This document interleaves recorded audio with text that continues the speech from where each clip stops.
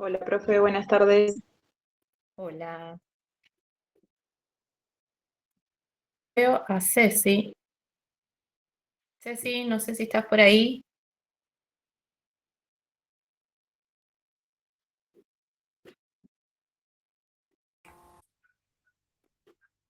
Hola, buenas tardes.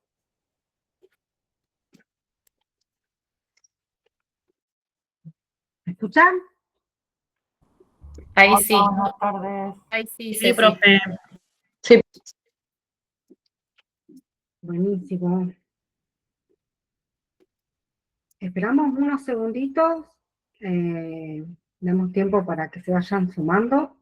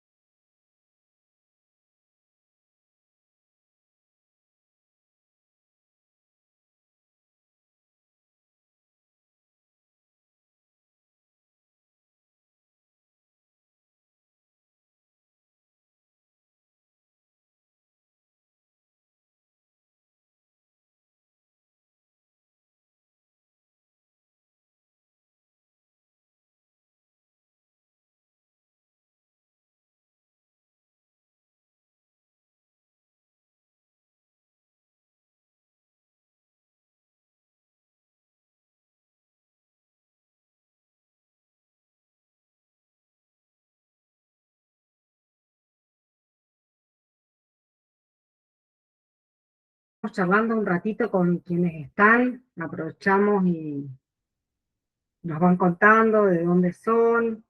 Voy a poner a grabar antes de...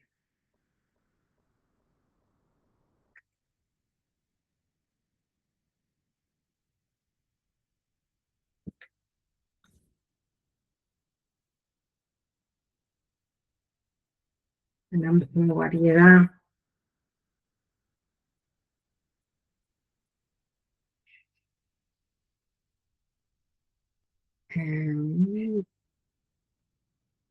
Marlina de Trelew. Bueno, les vamos a pedir que quienes puedan y tengan conexión viable, que, que prendan la cámara.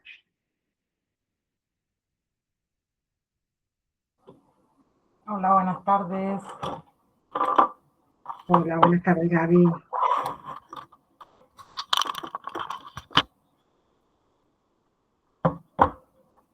Sarmiento, de Sarmiento.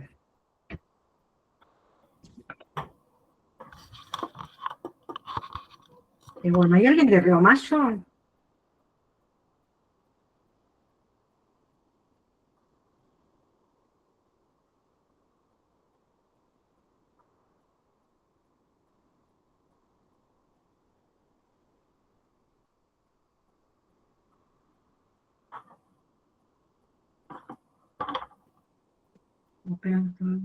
Prende la cámara. Bueno, Bárbara, Yanina.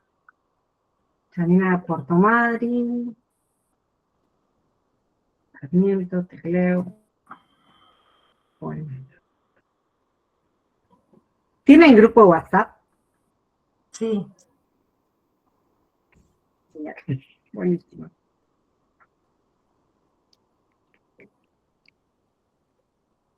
Bueno, Maximiliano, no te anda la cámara. Igual, Maxi, te conocemos.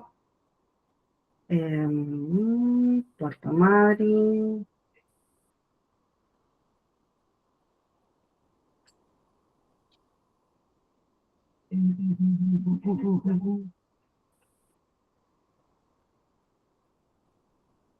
Ailén de Playa Unión.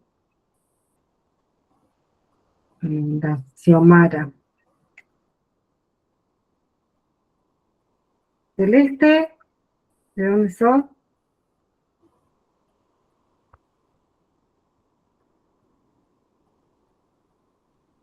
de Sarmiento. Ah, varias de Sarmiento. Bien.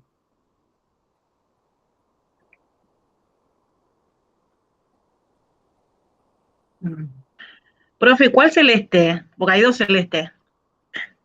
Está Celeste Tapia y estoy yo, Espinosa. Yo soy de acá de Sarmiento, profe. Bueno, las dos. Espinosa, ¿de dónde sos? De acá de Sarmiento, profe. ¿Las dos de Sarmiento? ¿Las dos celestes son de Sarmiento? ¿Se conocen entre ustedes? No. No, no, no. No la conozco yo, la otra celeste. No sé de qué parte es ella. No, La otra celeste es de Trelew, profe. Ah, de Trelew. Ingrid de Cholila. Maite. ¿De dónde sos, Maite? Yo soy de Trelew. Maite de Trelew. Maxi de Trelew. Comoro Rivadavia.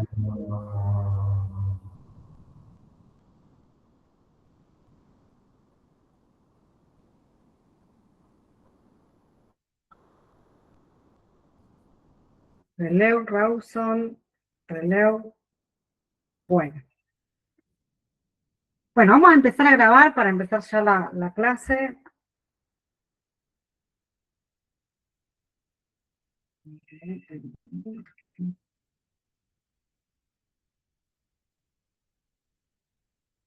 Yami de Trelew.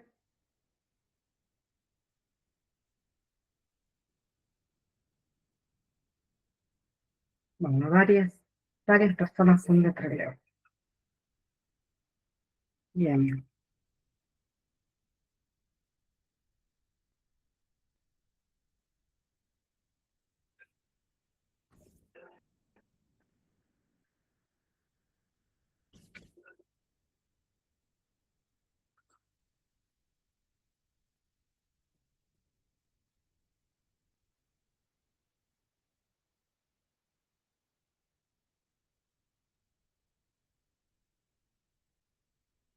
Se está transcribiendo la llamada.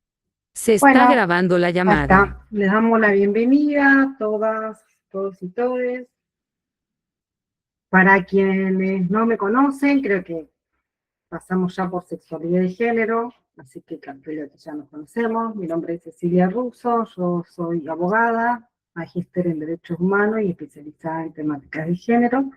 Soy docente en la UNI hace un par de años, muchos, y aparte estoy en el área de género, del Observatorio de Género de la Universidad del Chubut. En esta materia me acompaña Romy López. Romy, ¿te querés presentar? Buenas, ¿cómo andan? Un placer acompañarles. Bueno, mi nombre es Romina, como bien me presentó Ceci, yo soy licenciada en acompañamiento terapéutico. Estamos en esta materia juntas con la compa para acompañarles. Esperamos una cursada dinámica, por eso pedíamos las cámaras prendidas y por ahí también levantar la mano y los micrófonos y demás, porque si no se hace raro ver cámaras apagadas o es un poco frío. Así que nos estaremos encontrando en esta materia y a varias tengo de introducción también, he reconocido algunos nombres, así que ya nos conocemos.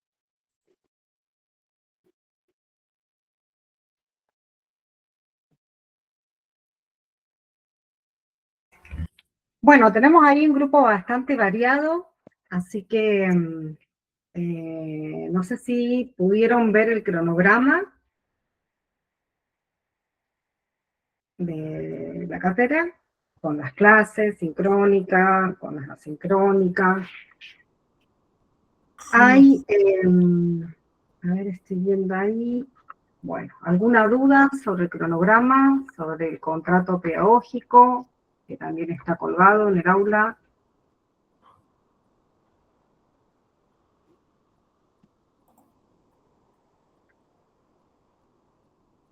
¿Algo que quieran preguntar?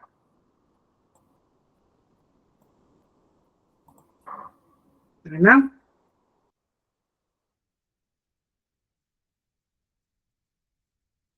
¿Alguna pregunta?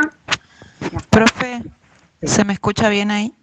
Quería preguntar la actividad que está marcada para abril de integradora presencial, salida práctica de Centreleu. Nosotros acá en Sarmiento, ¿cómo haríamos?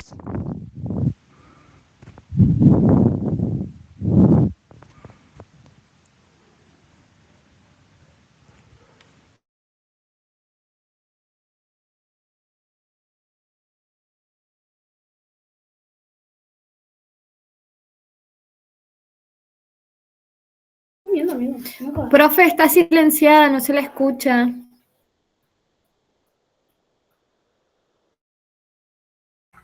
Ay, perdón, digo que la idea es como hicimos el año pasado, es que puedan estar conectadas de manera sincrónica. O sea, las personas que viven entre Leu o son de Rawson o de Puerto Madryn incluso, organícense para poder estar.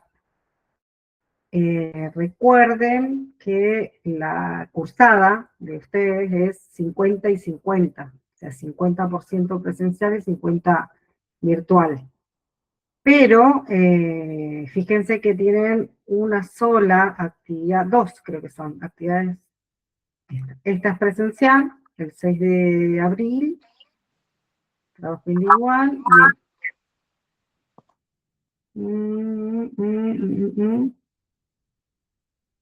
y hay una actividad. 29 del 4, profe. Hay una actividad áulica, dice. No, los que son actividades áulicas, alguien tiene el micrófono prendido que hace acople. A ver. Cierren los micrófonos. Ahora vamos a ir a... Sígame. Dos cositas, profe. Hay un foro por dudas y eso que no está habilitado. Y otra cosita, el programa yo no lo he visto. Sí, el contrato. ¿Es ese? No.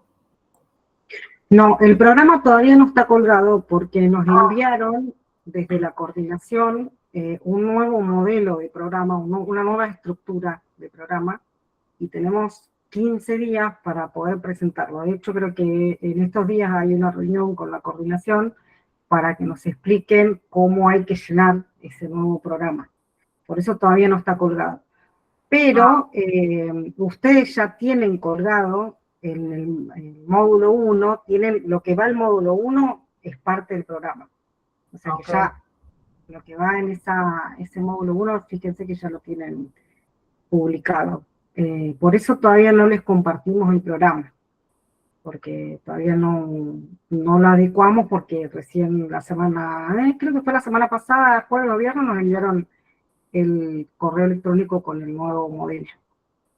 Bueno. A ver, el foro de dudas y consultas, ¿decís que no está habilitado? No, porque yo tenía una duda y entré hace unos días y no me habilita A ver, escribir. ahí voy a ver.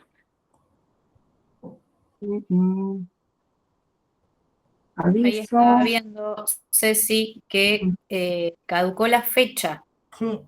Estaba con fecha y por eso no se puede. Ahí ya lo arreglamos. Uh-huh. Ya lo arreglamos. Bueno, ¿alguna otra pregunta aparte de esto? Y después horarios, confirmar, ¿se pueden llegar a cambiar otras clases? O porque en el cronograma solamente creo que está el horario de hoy.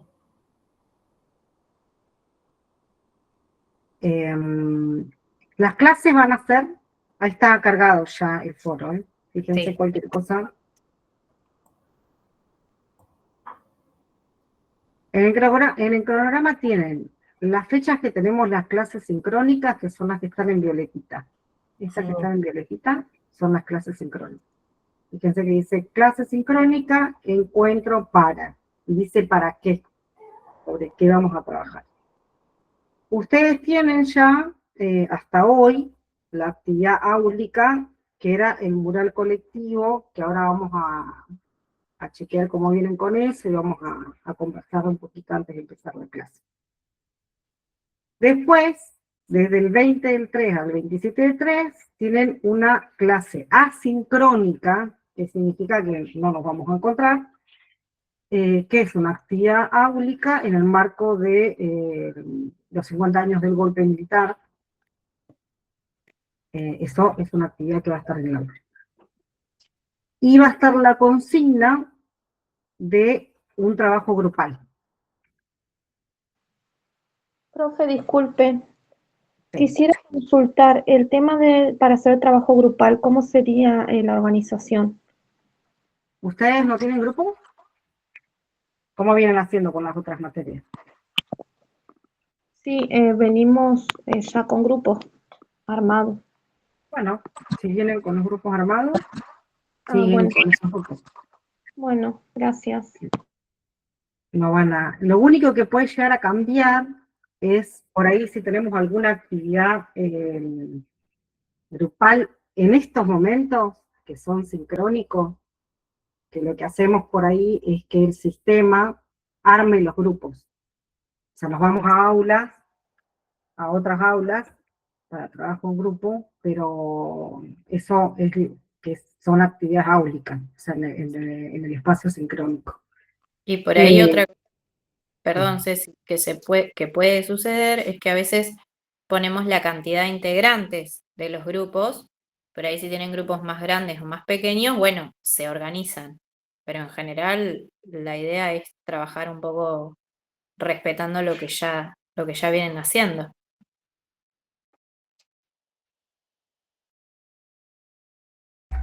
Exacto, tal cual. Bueno, termino con el tema del cronograma y habilito las preguntas, ¿sí? Bánquenme un cachito. Bueno, después acá tienen, dentro de este mes, dice actividad optativa presencial en espacio áulica o extensión áulica. En cada una de las extensiones áulicas, no sé si ustedes saben, pero este año se cumplen 50 años del golpe militar, cívico-militar. Entonces, en cada una de las extensiones áulicas, todas, Sarmiento, Puerto Madryn, Rawson, Gaiman, no sé si hay alguien de Gaiman, y Esquel, van a haber actividades áulicas en relación con esta temática. Así que nosotros le vamos a ir avisando, y la presencialidad y la participación en esa actividad áulica les va a sumar un puntaje. Así que seguramente que más que todo, ¿por qué? Porque ustedes se van a dar cuenta cuando vayamos al 6 de abril, que vayamos al Centro por la Memoria, que vamos a trabajar la ética profesional sobre un posicionamiento ético-político desde el enfoque de derechos humanos. Entonces, todas las actividades que estén encuadradas dentro de este año, dentro de estos 50 años, van a ser para trabajar su posicionamiento ético-profesional. O sea, les va a servir. Así que por eso va a sumar puntos. ¿Se entiende?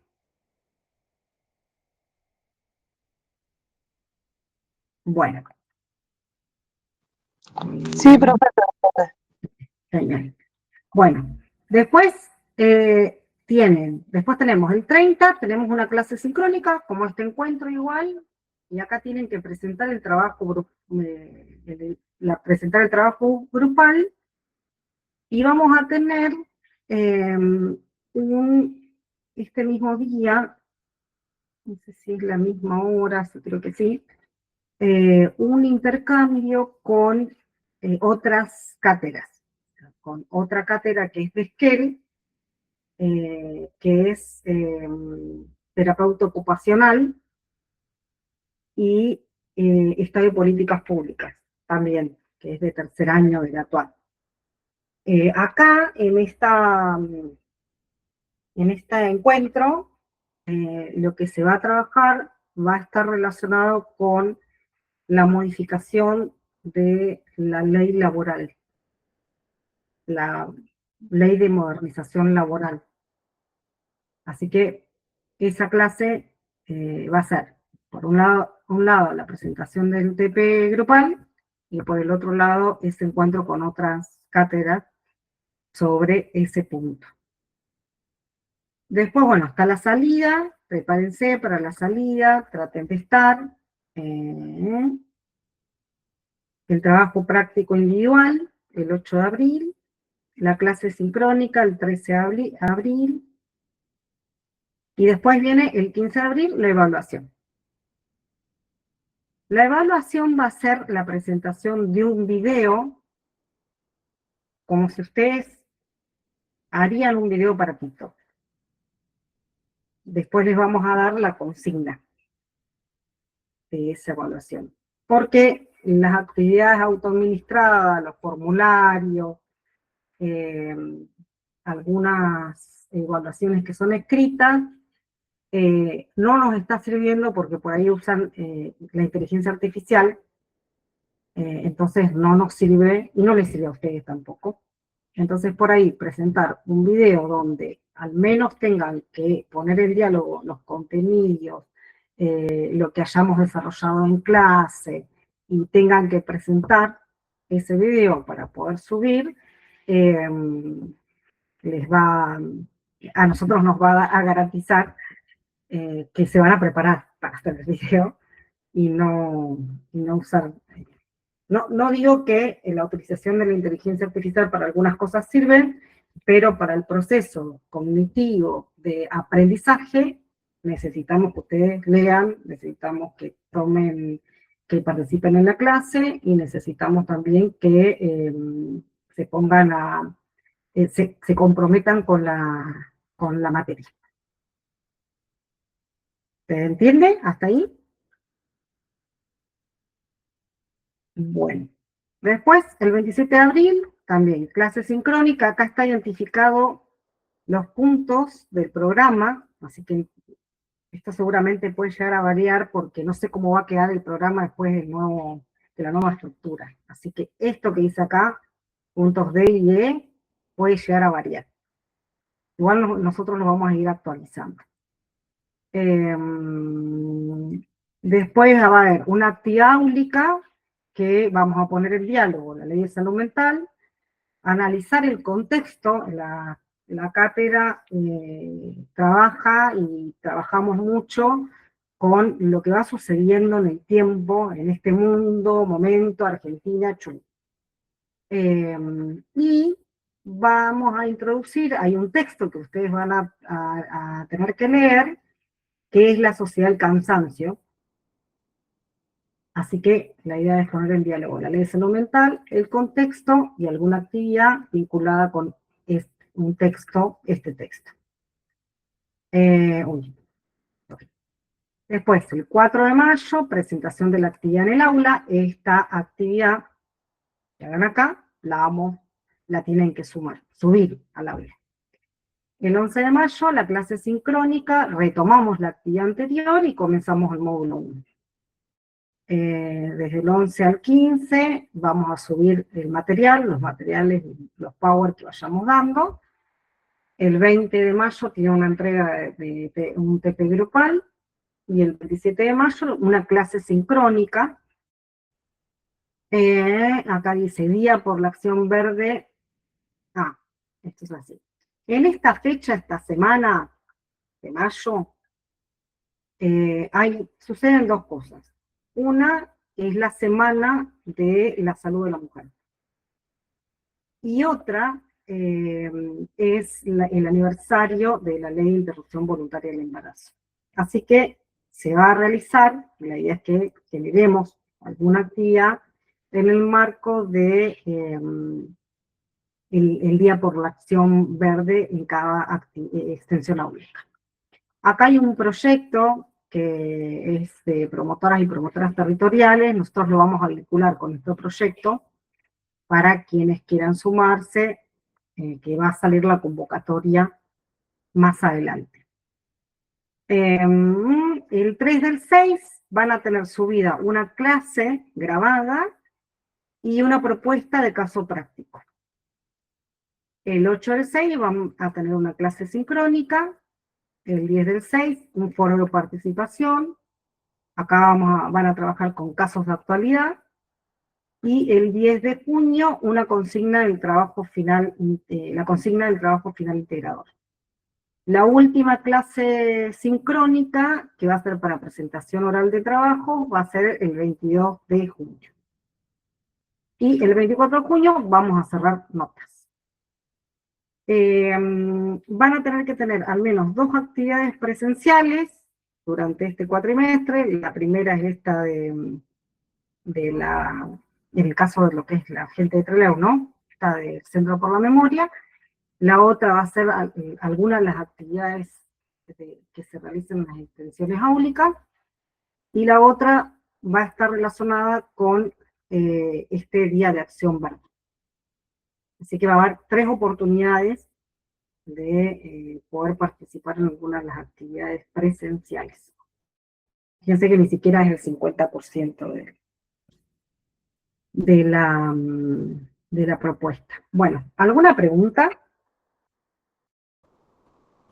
Profe, yo tenía una consulta con respecto a la actividad y a la fecha de la actividad del muro, que acá dice del 11 al 16, y en el programa que tenemos nosotros, que no sé si sigue estando en el aula, decía del 16 al 20. No sé si después se puede participar, porque la verdad que es una actividad en la que me gustaría poder hacer un aporte, pero todavía no lo hice porque me confié que era hasta el 20. Ah, está bien. No, lo que pasa es que lo subimos antes. Eso fue lo que pasó. Entonces tuvieron mucho más tiempo que el que estaba ahí. Pero no hay problema. El renglón de abajo también tiene diferencia. Ahí lo dejamos. Tiene 20 y el que descargué dice del 23 al 27. ¿Cómo, Gaby? No te entiendo. El renglón de abajo de la actividad áulica también tiene una diferencia, ese que vos tenés al que descargamos. Ahí vos tenés 20 y el que está en el aula dice del 23 al 27. Cuando descargan, ¿ustedes pueden descargar? Sí. No sé. Eso. Ah, mira. Y puede ser que quedó en el sistema, porque nosotros reusamos aulas de los años anteriores, entonces puede ser que haya quedado en el sistema. Pero bueno, debe haber quedado colgado.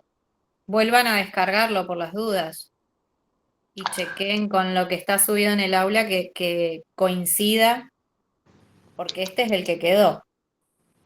Claro, a mí me pasó lo mismo que a Sofía. Yo descargué el cronograma que estaba y dice lo mismo, el del 16 al 20, la actividad áulica.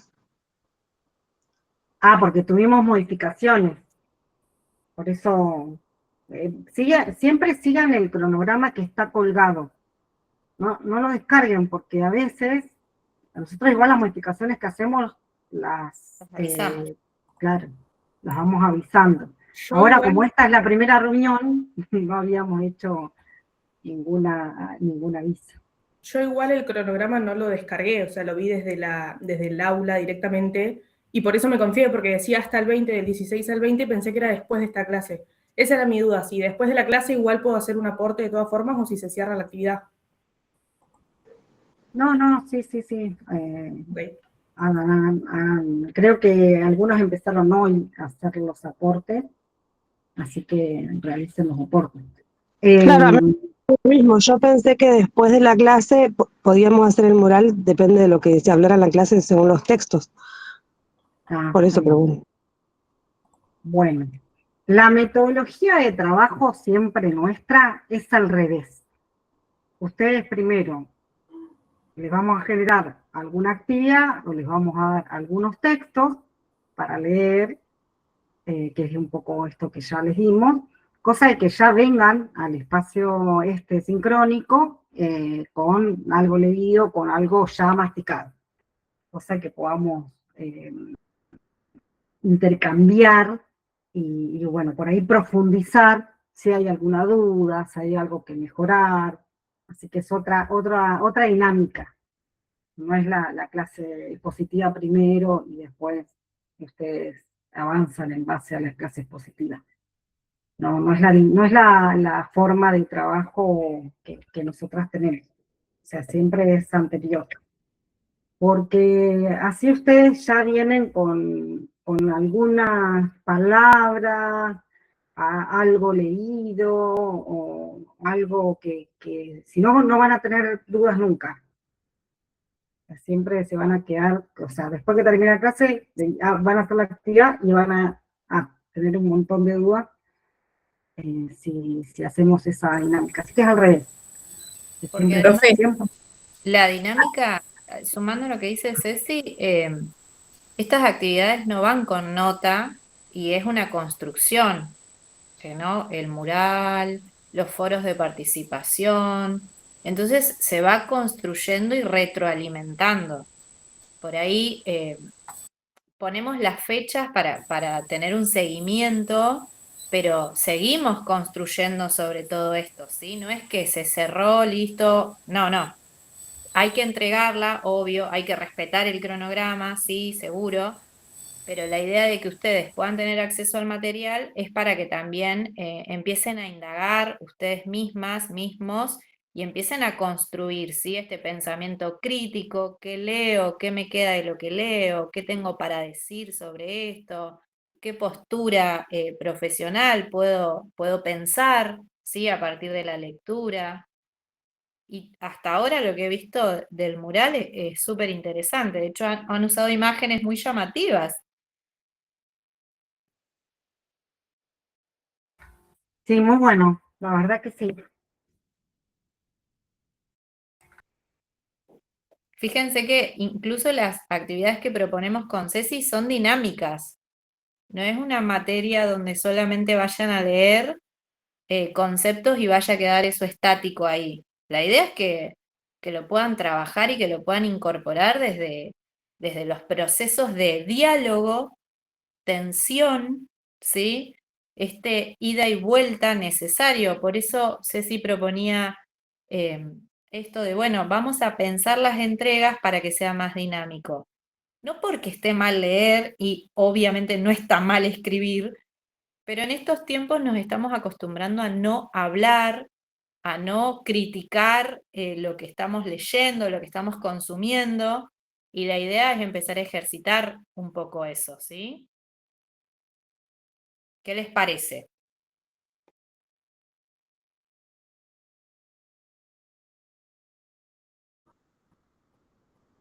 Sí, está buenísimo que tenga una dinámica de crítica, digamos, que podamos cuestionar todo el tiempo.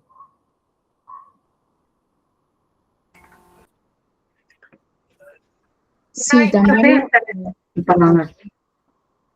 sí, que también me parece re interesante estas propuestas, porque siendo sincera, las actividades que más me quedaron fueron las más dinámicas. Me acuerdo que en una materia también tuvimos que hacer un video contando algo de la materia, y con mis compañeros nos juntamos en una plaza, estuvimos todo el día viendo cómo hacer el diálogo, charlando, y o sea, fue una experiencia que nos quedó. Y también lo mismo en la clase de exposición, que vimos todos los videos, y sí, son las actividades que más te quedan, sinceramente. Y ese es un tipo, se llama educación popular. O sea, uno va aprendiendo, obviamente que van a tener mucho que leer, obviamente, pero si ustedes traspasan, nosotros podemos generar algunas preguntas para algunos textos, una guía de lectura, pero si ustedes no hacen el proceso, que es lo que está pasando ahora mucho con las redes sociales, ¿no? Hay una falta de pensamiento, o sea, no nos estamos deteniendo a pensar. Y a partir de pensar, reflexionar sobre eso que estoy leyendo y cómo eso que estoy leyendo me sirve para mi profesión. Entonces, si ustedes cortan y pegan y por ahí utilizan y no, el ChatGPT y no realizan ese proceso de reflexión, bueno, se van a quedar con que el día de mañana van a estar trabajando con personas y se les va a poner dura la cosa.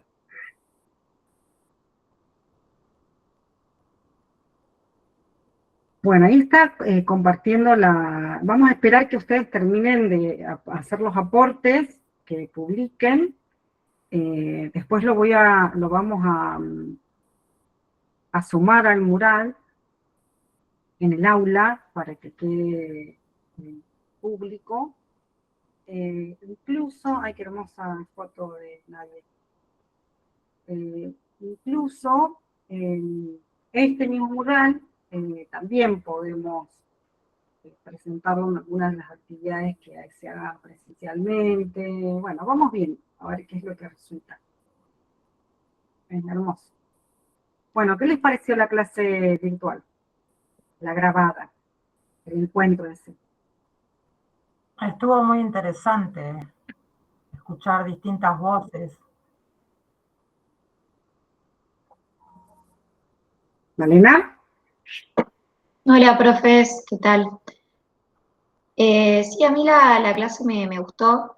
Me la puse a escuchar mientras hacía cosas en la casa y iba prestando atención porque es cierto que por ahí era un poquito larga, pero nada, fue re interesante porque siento que hablar por ahí 2 horas de un mismo tema no es lo mismo que por ahí si cada uno cuenta algo distinto. El primer chico creo que se llamaba Ian, siento que daba una postura o explicaba cosas re distintas a lo que por ahí Romina y así. Siento que el primero por ahí se centró más en lo que es la historia, la importancia de los referentes que tuvieron, digamos, en la conquista por el derecho a la identidad, todo ese como transcurso. Me gustó porque a veces por ahí decía cosas que es cierto que las tenemos como muy naturalizadas y cuando lo escuchaste da risa, cuando decía tipo que vos antes, ya estando de la panza, saben cuál va a ser tu identidad sexual, de qué color te van a vestir, y si te pones a pensar es gracioso, cuando decía que hasta los perfumes, a los aromas tienen un género. Y bueno, nada, después, en la segunda creo que era Romina, que nada, me gustó también mucho, siento que me llegó mucho más el hecho de que por ahí cuentes de una perspectiva personal. A veces uno ve en las noticias que pasan cosas, sobre todo en Buenos Aires, y uno lo ve como lejano, como que dice, bueno, esos cabezas de termo como que no evolucionan, o bueno, porque es una ciudad grande. Y cuando ves que todavía pasa acá, y más en los centros de salud, la salud pública, a mí por lo menos me hace re impactante. Siento que eran cosas que ya estaban un poco superadas, y saber que todavía siguen pasando, nada, me llamó mucho la atención. Así que bueno, nada, eso desde mi punto de vista.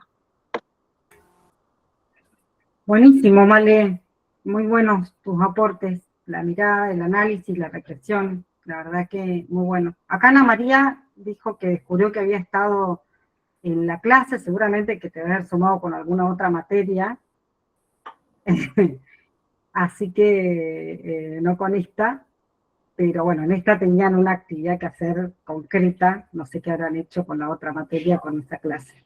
Creo que era psicología del desarrollo, no sé qué otro curso era. ¿Ornella? Hola, buenas tardes.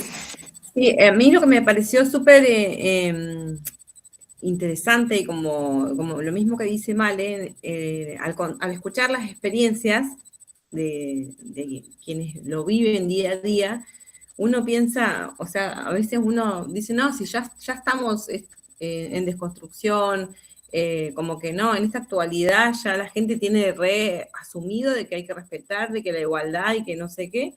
Es como que nos llenamos la boca hablando entonces de la igualdad y de todo, porque, o sea, de la boca para afuera, todos somos pro igualdad y resulta que vas al sector mismo donde vamos a trabajar nosotros por por el bienestar de alguien, por la salud mental, física de una persona, y están completamente vulnerados los derechos. Entonces eso fue lo que digo, wow, por un lado tenemos que formarnos para después ir a trabajar tal vez en esos ámbitos, y nos vamos a encontrar nosotros mismos con querer hacer respetar el derecho de un usuario, y nos vamos a encontrar con caras o con cuestionamientos, no somos nosotros los que tenemos que explicarle a los profesionales de la salud que no discriminen, me imagino, a los usuarios que van a buscar justamente un poco de ayuda ante alguna situación X.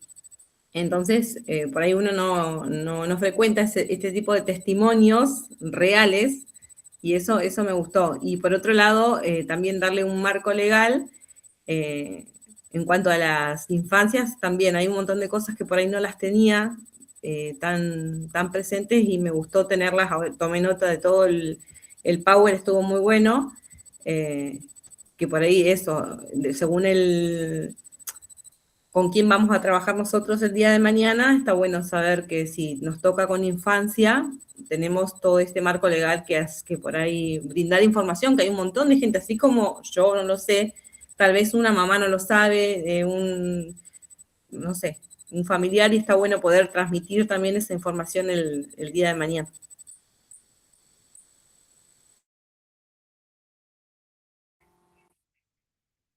Buenísimo, Ornella. Muy buenos los aportes. Sí, la cuestión del marco regulatorio, fíjense que también hablamos ahí de lo que estaba pasando con el decreto ese. Justo había salido una medida cautelar que un poco puso un freno al decreto por inconstitucional. Pero bueno, hay otras cosas. Ahora vamos a ir avanzando un poco de las otras cosas que van sucediendo y que tienen un impacto primero individual, pero también psicosocial y de contexto, de sociedad. Nos vamos a encontrar con una sociedad diferente. Así que, bueno, Ro, ¿querés sumar algo? Así ya empezamos con la... Sí, primero que me quedo pensando en lo que trajo Malena, de esto, iba a escuchar la clase y me iba a poner a hacer cosas porque una clase de 2 horas es muy larga. Bueno, claramente ameritaba 2 horas y quizás más tiempo, porque lo que surge en esos encuentros, más allá de que estamos hablando de realidades que atraviesan todo, es una dinámica del todo el tiempo de empezar a sensibilizar, no desde un lugar maternal o paternal para romantizar algo, sino desde un lugar de, che, esto duele, ¿no? Cuando la injusticia, cuando la vulneración es real, atraviesa la vida de quien la está viviendo y duele. Y es ahí donde apuntábamos de tener, cuando esto suceda, porque sucede, saber cómo, a dónde, con quiénes. Es importante que en este contexto justamente ético y profesional, ustedes se armen de herramientas, ¿sí? Y que no quede en la emoción simplemente, sino esto que traía Ornella. Bueno, si voy a trabajar infancias, ¿dónde puedo ir a referenciarme? Si tengo una duda, bueno, saber a quién ir y consultar y empezar a hacer un recursero con esto y una red, ¿sí? Porque también desde ahí está el soporte. No somos personas individuales y sueltas, porque en esta clase que ustedes pudieron ver, tejimos red. De hecho, a Ian lo conozco desde otros lugares y después nos encontramos en estas clases y está buenísimo que eso también circule. Así que qué lindo que les haya servido y les haya gustado. Qué bueno. ¿Hay una mano levantada? ¿Puede ser? Sí, Janina.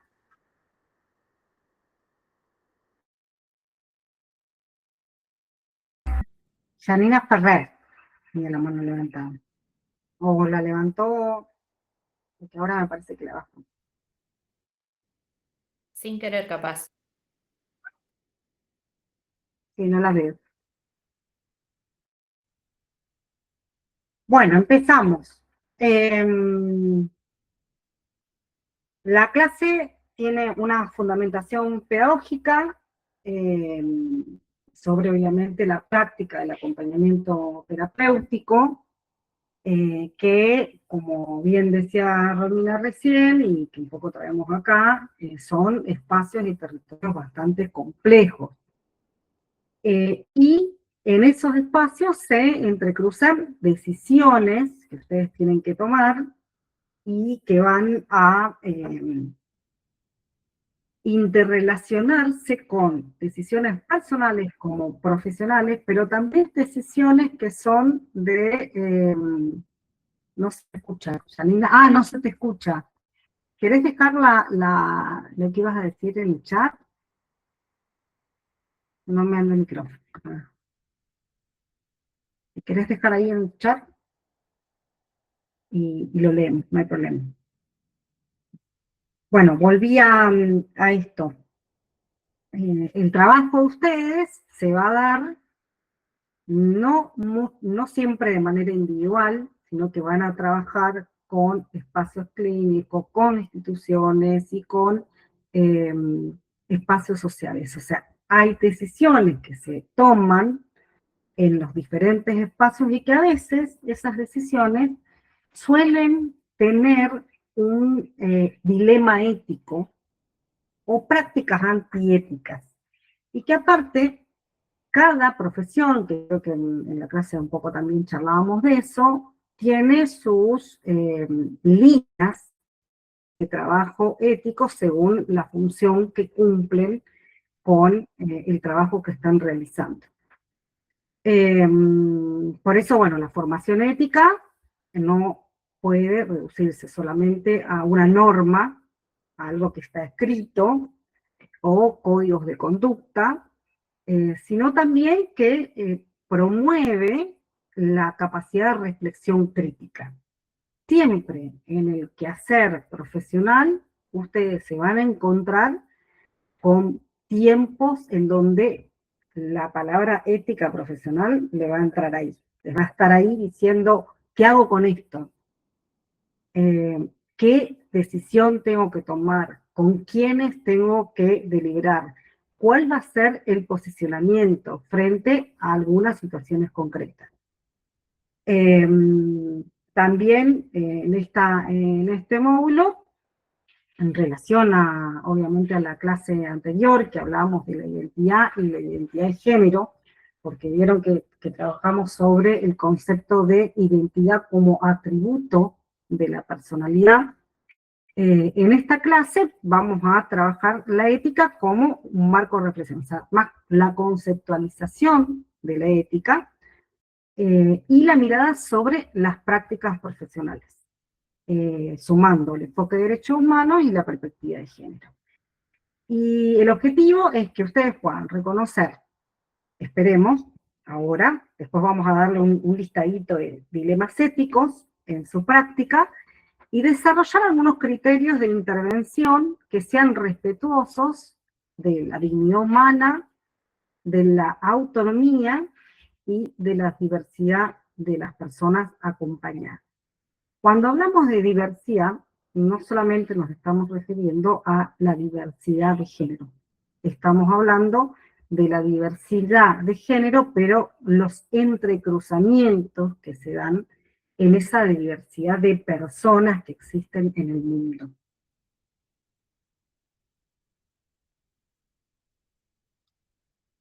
Bueno, los objetivos de la clase son que puedan comprender el concepto de la ética y su relación con la moral, que puedan reconocer enfoques y tipos de ética, que puedan analizar la ética profesional desde un enfoque de derechos humanos, incorporar la perspectiva de género, que ya algo venimos hablando, de qué manera, con la dimensión de la ética del cuidado y del acompañamiento. Y aplicar estos conceptos al análisis de situaciones concretas en el acompañamiento terapéutico. Ustedes van a ver, que hoy recién lo estábamos viendo en el cronograma, van a tener mucho trabajo de casos concretos, vamos a trabajar con situaciones concretas. A veces son casos hipotéticos, pero son reales, que han pasado, que por ahí conocemos y que compartimos. Bueno, volviendo un poco a lo que veníamos charlando y retomando lo que vimos en la primera clase, donde ustedes están construyendo un mural, ¿qué cosas forman parte de la identidad de la persona? Recuperamos ahí brevemente. El nombre forma parte de la identidad de la persona, es un atributo de la personalidad. No podemos ser personas si no tenemos un nombre que nos identifique.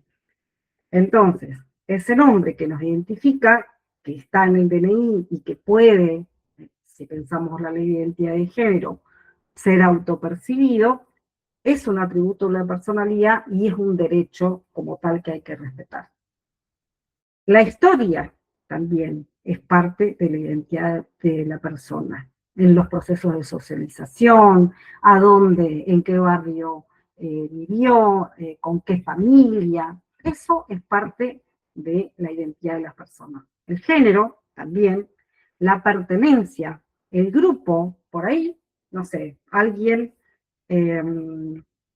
practica algún deporte, acá.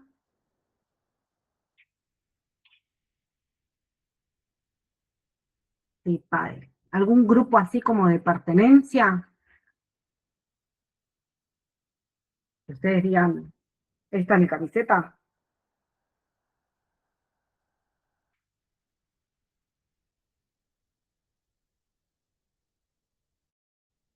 Que no.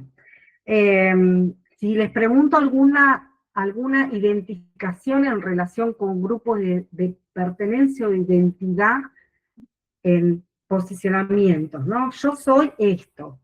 ¿Qué se les ocurre?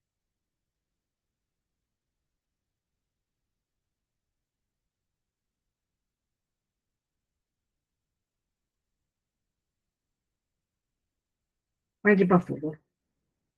Supongamos que, claro, sos de Boca o de River. Hay una identidad ahí, una pertenencia a un grupo, a participar en ese espacio.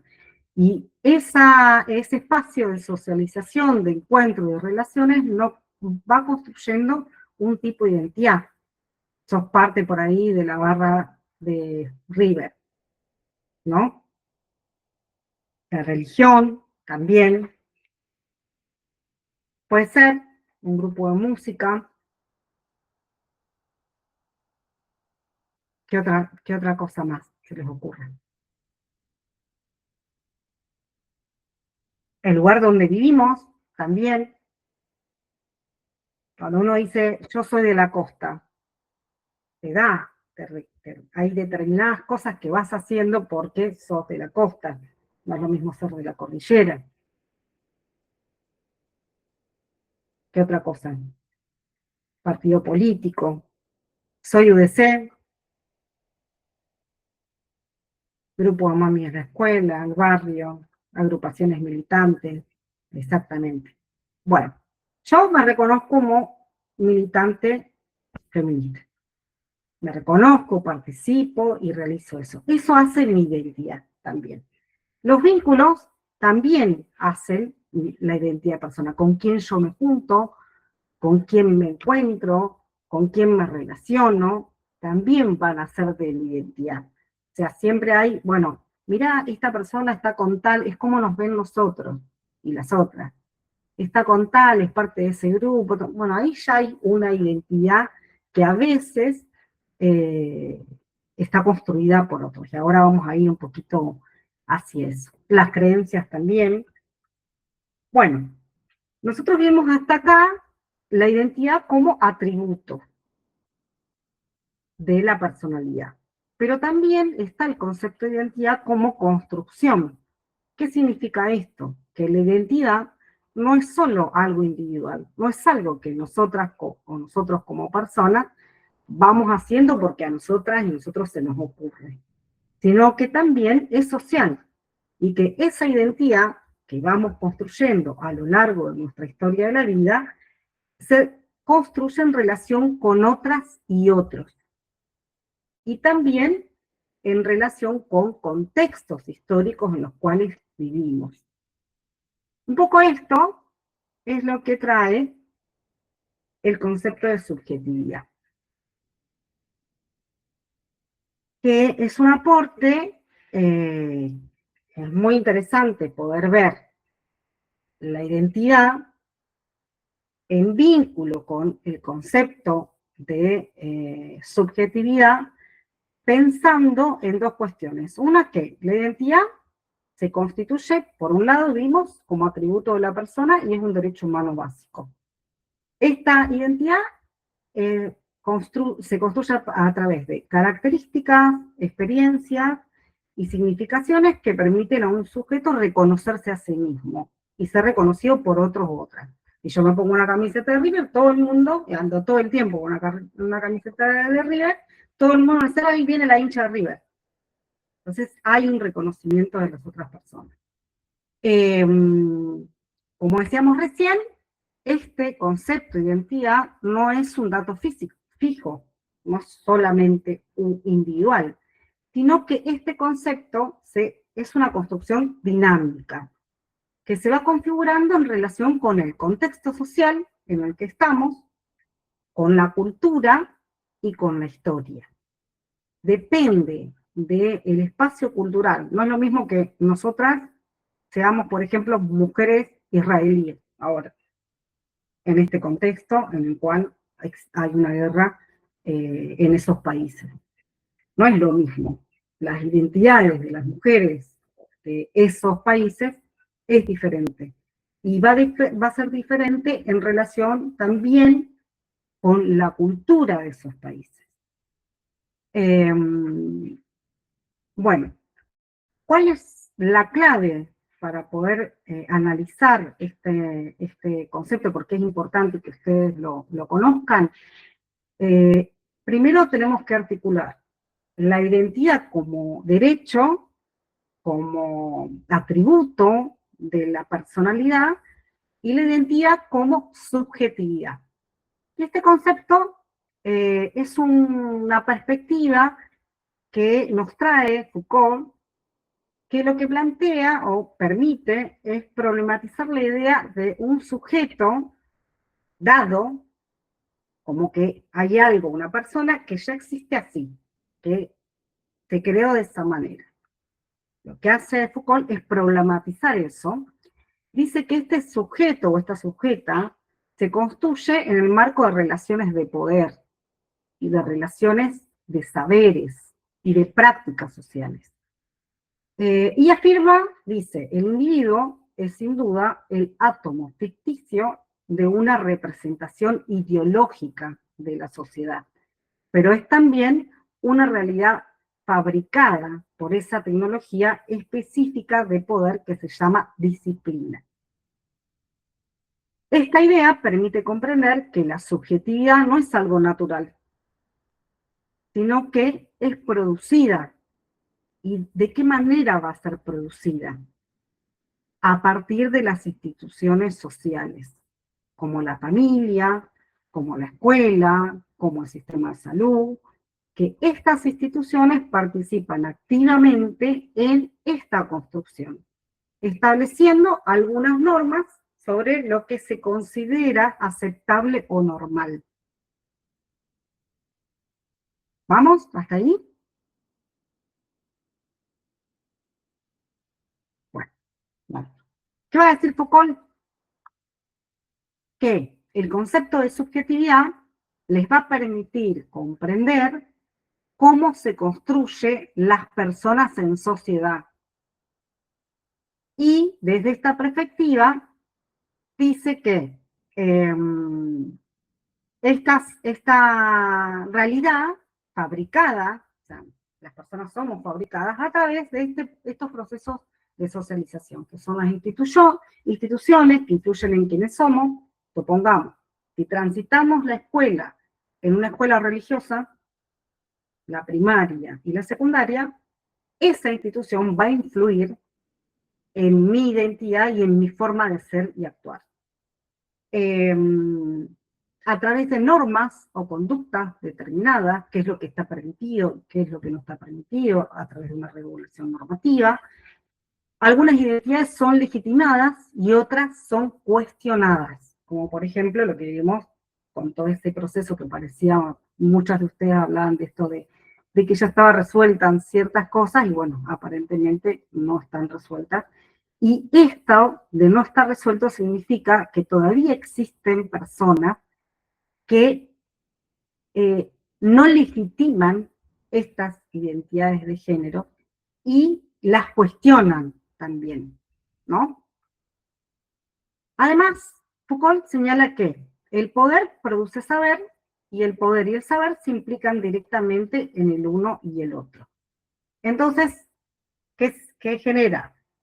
Que cuando se considera que algo es normal, se está diciendo, no se es neutral cuando se está diciendo eso, sino que se está posicionando en un lugar de saber. Yo digo que esto no es normal porque desde mi construcción personal, mi conocimiento que tengo, me parece o creo que es normal. Y hay todo un andamiaje que dice que es normal. Esa no es una posición neutral, ni objetiva, es subjetiva. Bueno,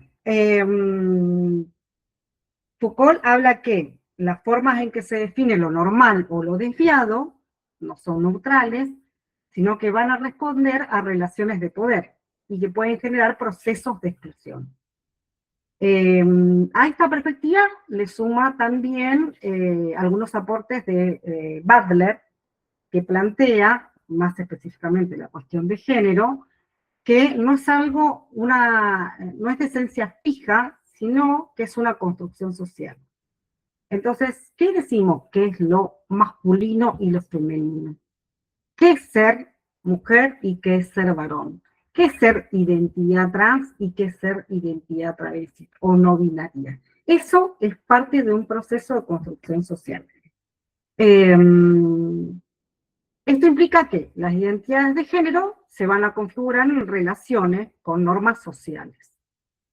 Muchas veces hay normas jurídicas también. Por ejemplo, el matrimonio igualitario, que hasta hace un par de años atrás no existía. Por lo tanto, personas que tenían inclinaciones sexuales que no eran la heteronormativa, no tenían posibilidad de casarse ni de vivir una vida juntos. Entonces hay una norma social, cultural, pero que llegó a ser legal. Entonces, ¿las instituciones ayudan a construir identidades libres o tienden a normalizar a las personas? Si pensamos hoy en algún tipo de institución que ustedes conozcan, ¿qué les parece? Acá Marina dice a normalizar. Yo pensaba por ahí en las escuelas, que no justamente como que tienden a normalizar a las personas, justamente lejos, no solamente que no le dan el pie por ahí a justamente tener identidades libres y ser todos diferentes, sino que justamente tratan de hasta moldearlo una cierta normalidad.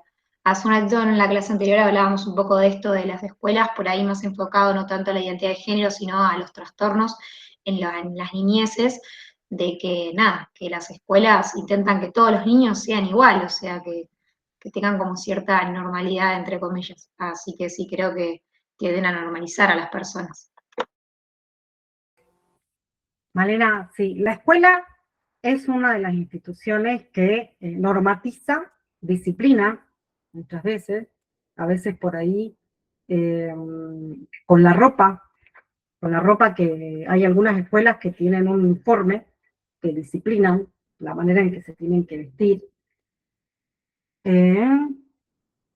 Fuerza instituyente, la escuela, sí, la escuela es renormalizadora. También determina quiénes son normales y quiénes no. Me quedaba pensando en eso. esta relación de poder, piénsenla en la relación paciente-profesional. ¿Quién determina si estás bien o estás mal? Es una relación de poder, ¿no? Que muchas veces normalizamos. Bueno, si es el médico, si es la doctora, la cabeza del saber dice tal cosa y vamos para ahí y no cuestionamos tanto a veces, porque también es aprendido. Y justamente el trabajo de quienes acompañan transitan esos espacios.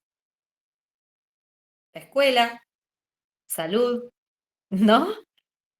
O sea, son lugares que tienen un bagaje y un peso estructural de pensamientos que muchas veces parece que los tenemos retrabajados y nos volvemos a encontrar con prácticas, charlas, discursos, etiquetas que siguen estando, porque sigue estando en tensión, no desaparece, como decíamos al principio. Y aparte esto de lo normal, lo que significa, o sea, hay un antónimo, es esto que no es normal,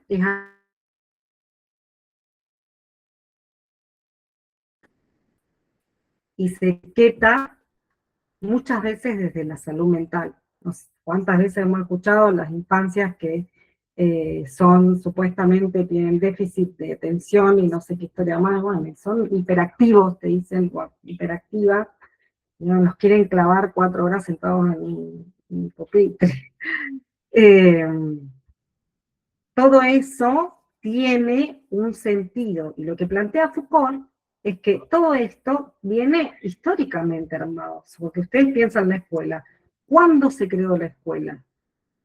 ¿Desde qué dinámica se plantea la escuela? La escuela como órgano de disciplinamiento también. Hay y control también. Hay otras instituciones. Y de lo que está permitido y lo que no está permitido, desde la actividad física que van a hacer hasta lo que van a escribir. Pues hay muchas cuestiones ahí. Ahora, hace muy poquito salió un libro, algo que están mandando desde el Ministerio de Educación de la Nación, para repartir, si quieren búsquenlo, que vuelva a estereotipar a través de un caso práctico y cositas que son para las infancias, vuelve a estereotipar y a valorar a la mujer por la belleza, nada más. Una belleza hegemónica, un tipo de belleza específica, ¿no? Entonces ahí hay algo de orden, de lo normal, de lo que estéticamente es aceptable. Y fíjense lo peligroso que es, porque cuando parece que eso es lo estéticamente aceptable, todo lo demás queda afuera. Y todo eso demás que está quedando afuera, ¿qué sucede con esas infancias, con esas adolescencias? Esas que no cumplen con ese estereotipo de belleza que viene desde el patriarcado y el uso de los cuerpos de las mujeres y las niñas sexualizados. A ver. Incluso esto de la escuela, la figura de la T, muchas veces es para hacer callar, regular, sentar, ¿no? A alguien que baila el himno, a alguien que el estímulo de 20 compañeros y compañeras lo supera, la supera. ¿Qué hacen en ese momento? Decir, bueno, hace que se calle. ¡Wow! Es fuertísimo también en la práctica profesional. Y esto no es que pasa hace 20 años atrás. Pasa. Muchas veces pasa. Y lo que decidan en ese momento es una postura ética y profesional. Y ahí va a entrar en tensión seguramente, porque muchas veces eso pone en tela de juicio su trabajo.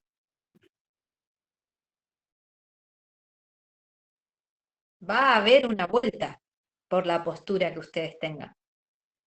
Y eso también está bueno, saberlo, hablarlo y anticiparse a un montón de cuestiones que si no las charlamos en estos espacios de respeto, de cuidado, de construcción, de pensamiento crítico, después te agarran sin recursos, sin saber qué, ni cómo, ni por qué yo me sentía incómoda con esto que me pedían.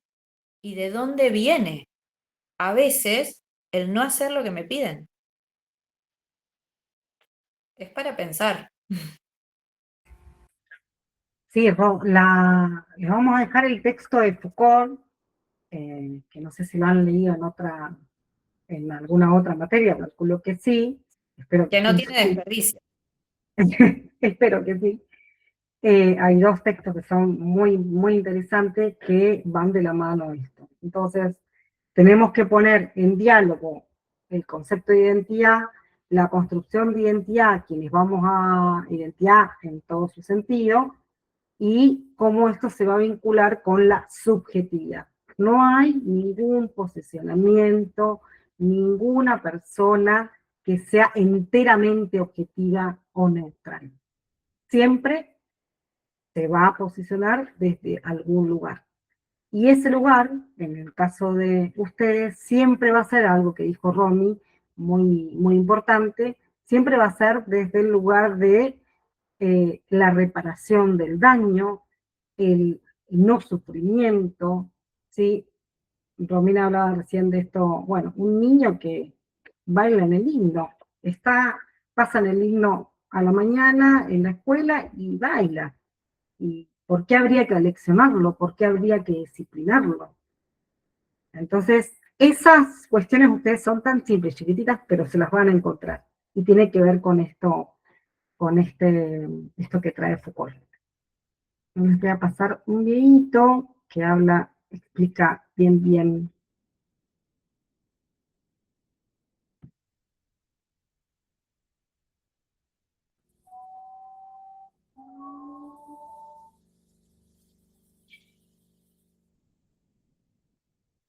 ¿Escuchan o no? ¿Podemos construir las subjetividades? El término subjetividad tiene muchísimos significados y en esta búsqueda por intentar definirlo terminamos llevándolo a esta especie de ambigüedad conceptual cuyo significado termina estando estrictamente ligado al medio en el cual lo estemos usando. Incluso al punto de llevarlo a que mucha gente lo considere como una especie de mala palabra, como si al momento de decir esto es subjetivo, estuviéramos intentando de eludir la evidencia empírica o la realidad objetiva de las cosas. Lo que también nos empuja a un debate mucho más grande, pero igualmente interesante, más que nada en esta plataforma en donde la objetividad suele premiarse, aunque en la práctica estas declaraciones de objetivo no tengan absolutamente nada. Hoy vamos a hablar de subjetividad desde un punto de vista filosófico y sociológico y por qué es tan importante que entiendas lo que realmente significa este término. Bienvenidos a todos, esto es Café Kioto.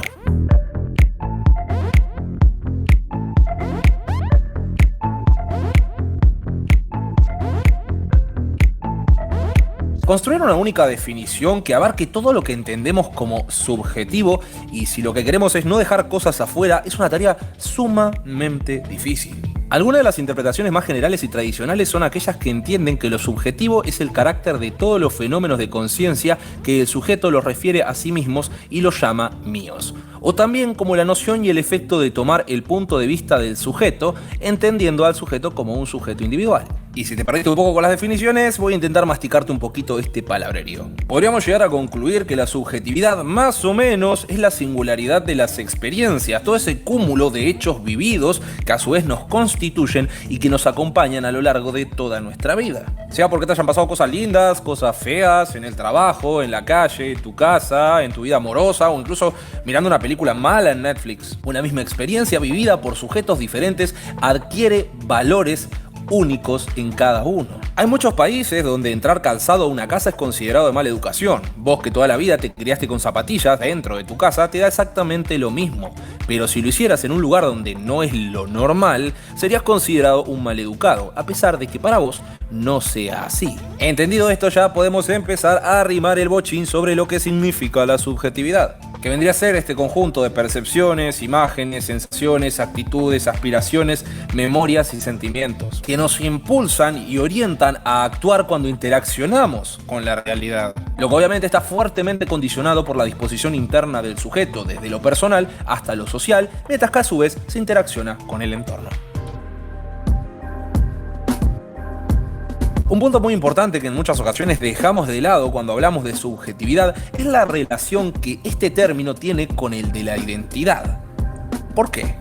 Respondernos preguntas como quién soy para los demás, no solo son una forma de encontrar nuestra identidad, sino que también nos empuja a reconocernos, a su vez, como todas esas cosas culturales, ideológicas o sociales que nos hacen ser lo que somos. Es decir, no sos lo que sos solo porque quisiste ser así, sino que tu identidad está atada a todas esas prácticas que se reflejan en las formas en las que haces las cosas, en cómo hablas, en cómo pensás y por lo tanto en la forma en la que ves al mundo. Por lo que construir esa subjetividad se vuelve un proceso fundamental en la constitución del sujeto. Entonces, si es una construcción, ¿cómo es que se construye? Antes que nada, repasemos qué significa subjetividad para la psicología y la sociología. Es un conjunto de características particulares que hacen del ser humano un sujeto único e irrepetible. Eso que te hace una persona autónoma con pensamientos, deseos, intereses, a fin de cuentas, un ser con voluntad propia. Y para explicar esto, creo que no hay mejor forma de hacerlo que trayendo a un viejo conocido del canal, Michel Foucault, quien, y de su perspectiva, afirma que la subjetividad sería el resultado de la incidencia del mecanismo de normalización en el individuo. ¿Y qué es un mecanismo de normalización? La escuela, por ejemplo, un lugar donde somos disciplinados con el fin de producir un tipo de mentalidad acorde a las condiciones que pone nuestra cultura. Los mecanismos de normalización son dispositivos que moldean las acciones del individuo desde el exterior, pero siempre dentro de los espacios cerrados de las instituciones disciplinarias. Como les dije, llámese escuela, pero también podría ser la familia o un hospital psiquiátrico. La función es la misma: normalizar y evitar conductas desviadas. Por eso es importante entender desde dónde se empiezan a construir los procesos de subjetivación. Foucault plantea que antes de gobernar nuestro alma, en donde reside nuestra subjetividad, primero es necesario disciplinarnos mediante la inscripción, que es aquel proceso en el cual distintos elementos de carácter natural, humano o no humano del exterior dejan marcas que construyen nuestra subjetividad. Por esto es que el autor considera que tanto las prisiones como las escuelas o incluso la familia como aparatos de inscripción sobre los cuerpos. Y aclaro, no necesariamente quiere decir que esto sea una cuestión física. Se refiere a la producción de almas y espíritus. Y retomando el ejemplo de la escuela, hay una serie de mecanismos por los cuales se hacen estas inscripciones que en reglas generales la mayoría corren por cuenta del profe que te toque. Y es durante este periodo en donde se empieza a crear nuestra subjetividad fuera del ámbito familiar para ahora pasar al plano social. Se intensifica la vigilancia, se profundizan los métodos de recompensa y sanción, se nos enseña a acatar órdenes, normativas y disposiciones que, sin que nos diéramos cuenta, los terminamos incorporando como si fueran comportamientos tan propios como cuando respiramos. Por esto es que se afirma que la historia del individuo es la historia de su paso por las instituciones disciplinarias. Nos guste o no, en una sociedad siempre vamos a estar bajo un régimen normativo.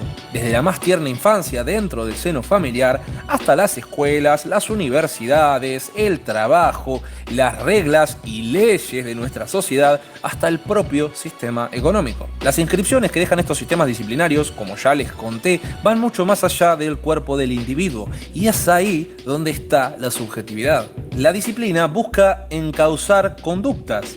A ver, vos podrías comportarte como vos quieras, pero el sistema disciplinario va a buscar corregir todas esas desviaciones en son de una causa determinada. Normalizamos a todos los sujetos, creando así subjetividades funcionales al sistema para el cual nos están disciplinando. Para más detalles, recurrir a este video, que es bastante...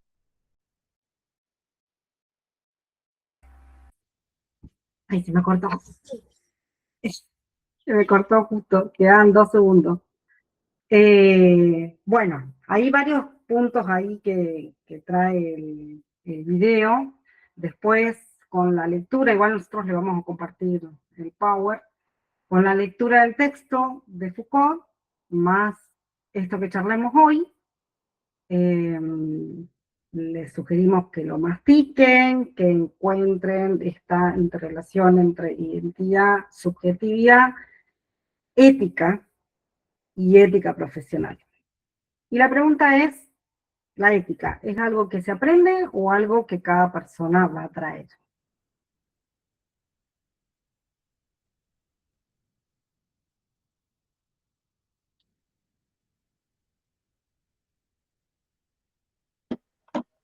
Yo por ahí no sé si se refiere a contraer, tipo, no, yo creo que justamente es algo que se aprende, justamente en el vínculo con el otro, en lo que justamente vemos en las instituciones, de lo que está bien, de lo que está mal, de lo que nos enseñan. Por eso justamente de niños nos enseñan lo que está bien, lo que está mal. Así que no, yo creo que es algo que se aprende. ¿Y dónde se aprende? La mayoría dice que se aprende, otra que se construye. O sea, partimos de la base que la ética no es natural, no viene de la naturaleza humana. Yo creo que se Y se aprende aprende, principalmente en la cultura, en la familia, en la escuela. Ujú. En las instituciones, exactamente. es según el contexto donde se encuentra la persona, porque, por ejemplo, lo que decía Hola, de ¿qué la- tal? ¿Cómo les va? Hoy vamos a hablar. Perdón, sí. Perdón, es que es según, o sea, uno lo va aprendiendo según en el contexto donde se encuentra y esto puede ser modificable. Esto de que no es algo estático, sino que va, o sea, según donde uno esté, va cambiando. Ujú. Exactamente, exactamente. Bueno, si hablamos de ética y moral, ¿cuál es la diferencia para ustedes? ¿Hay diferencia?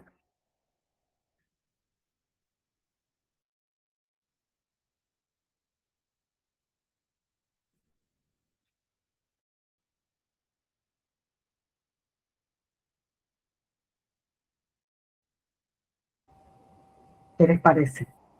Para mí diferencia, para mí serían como que van juntas las dos.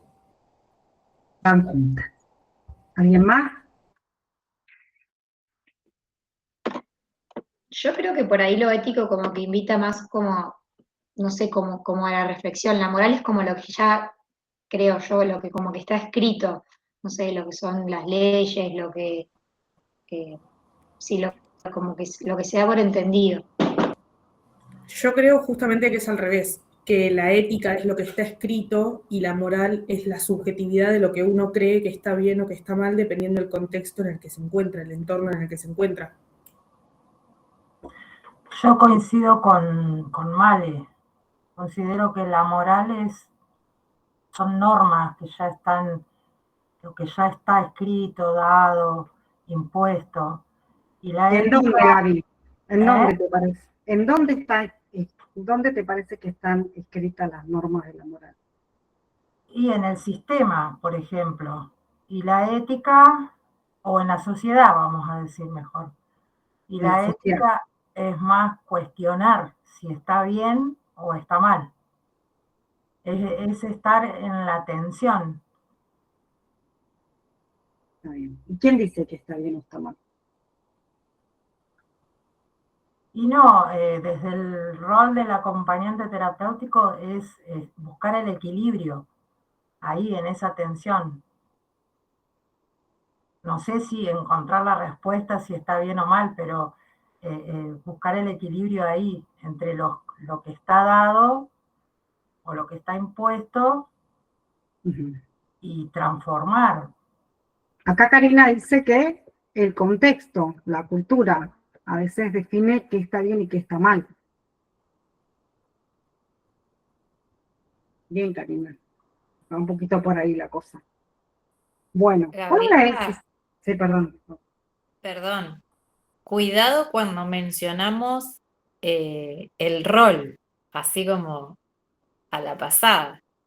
El rol es uno, ¿sí? Inamovible, uno. Ya postura ética y profesional es otra, funciones es otra. Ahí, cuidado con ese error de conceptos, ¿sí?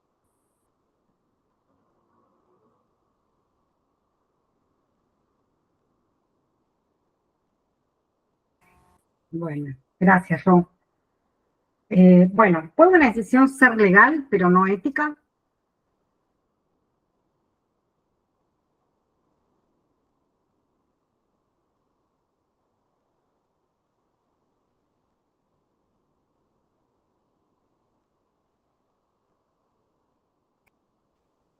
Sí, para mí sí, porque puede ser moral, porque depende de la cultura. Por ahí para lo que para mí no es algo moral, para otra cultura de otro país o en otro contexto lo es.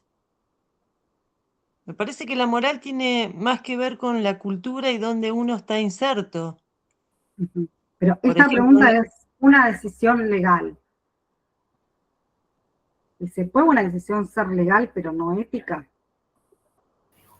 A mí me suena un ejemplo a un certificado médico que es legalmente válido cuando una persona está enferma, o sea, puede ser moralmente que no esté bien hecho porque la persona no está enferma, pero es legal porque lo avala un profesional.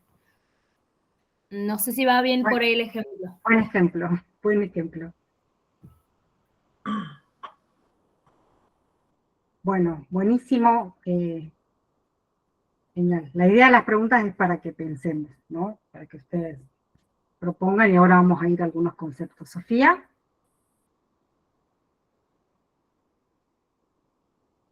Hola, sí, yo lo pensaba más de este punto de que, por ejemplo, no volviendo a lo de la escuela y demás, como insertar personas que trabajen eh, y que no estén capacitadas para trabajar con ciertas cosas, digamos. Eso es como que yo lo veo por ahí, como por ese lado. Como legalmente pueden trabajar ahí, pero no estarían cumpliendo ciertas cosas que terminaría afectando a otras personas, por ejemplo, emocionalmente, ¿no? Yo lo veo como por ese lado. Habría que profundizar un poquito eso. Está bueno el aporte en el chat de Malena, que habla sobre un profe puede pedir una T, pero el AT accede. Está bueno, Malena, ¿querés explicarlo un poquito más?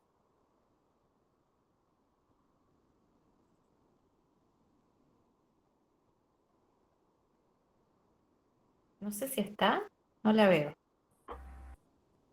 Malena. Ah, ok, ok. Ah, no puede prender. Ah, ok, ok. Bueno, listo, no está problema. Bueno, vamos a separar. Primero, hay 3 separaciones que hay que hacer. Primero el concepto de ética, perdón, 4, en realidad. Ética. Ética profesional, deontología profesional y moral. Son cosas diferentes. La ética profesional está orientada. No es normativa muchas veces, a veces tenés códigos, otras veces no. Está relacionada con un proceso de reflexión individual, predominantemente, y es parte de la ética aplicada. La ética deontológica está orientada al deber, son normas y códigos y exige actuaciones determinadas.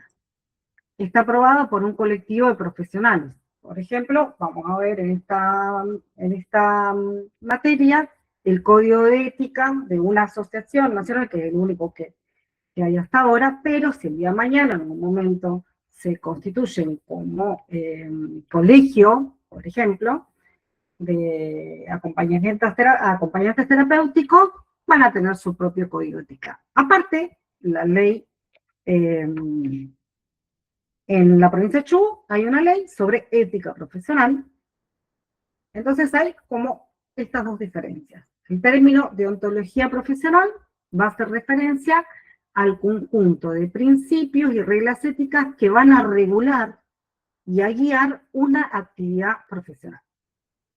Estas normas van a determinar los deberes mínimamente exigibles a los profesionales en el desempeño de su actividad.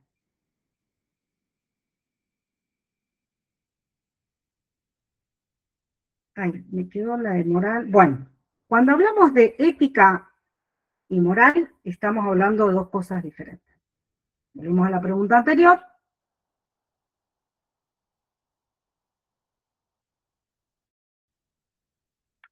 ¿Qué es la ética? La ética es una rama de estudio, es la rama de la filosofía que se va a ocupar de estudiar la relación entre la moral, la virtud, el deber, el buen vivir, y requiere, como hablábamos recién, comentábamos, un proceso reflexivo y de argumentación. El estudio de la ética se remonta a los orígenes de la filosofía griega y tiene un desarrollo histórico, que hay un documento que nosotros vamos a compartir para que ustedes lean. Entonces, cuando hablamos de ética, estamos hablando de una rama de la filosofía que se ocupa de estudiar racionalmente la conducta humana. El deber actuar. La moral son reglas o comportamientos que usamos en la vida cotidiana y que muchas veces vienen de la cultura, como algunas personas dijeron, de los espacios por ahí donde transitamos, y voy a la iglesia, a veces mi posicionamiento moral va a venir de ese lado. Entonces, la ética y la moral a veces se van a entrecruzar, pero cuando nos referimos a la ética profesional, ahí ya la moral queda atrás. ¿Por qué? Porque esta ética profesional va a estar regulada, la ética, la deontología profesional, va a estar regulada y va a tener normas específicas y una guía específica de cómo el profesional o la profesional en una función determinada tiene que, cuál va a ser su conducta. ¿Sí? Yo puedo, mi regla moral, ¿no? Por ejemplo, es esto que hablamos recién de la cuestión del identidad de género. Supongamos que en mis creencias creo que es una desviación que es ser una persona trans. Pero en mi quehacer profesional, esa moral mía o este posicionamiento mío que viene de otro lado, cuando voy a ejercer la profesión, y eso me lo tengo que correr. No puedo, porque si no estoy vulnerando derechos de las personas. Y esa vulneración de derechos de las personas está regulado, existe en una ley determinada, en un código determinado, en una norma determinada. Después el proceso de reflexión que hagamos personalmente es otro tema, y que va a estar vinculado con el otro punto, que es el dilema ético, que es lo que viene planteando Ronnie desde el principio. Se me presenta una situación determinada, ¿y qué hago? ¿Qué voy a hacer? Porque a veces voy a ir a preceptos morales o a las obligaciones éticas que van a estar en conflicto, a veces entran en conflicto, porque mi moral me dice una cosa, o la moral social dice una cosa, pero mis reglas éticas profesionales van a decir otra.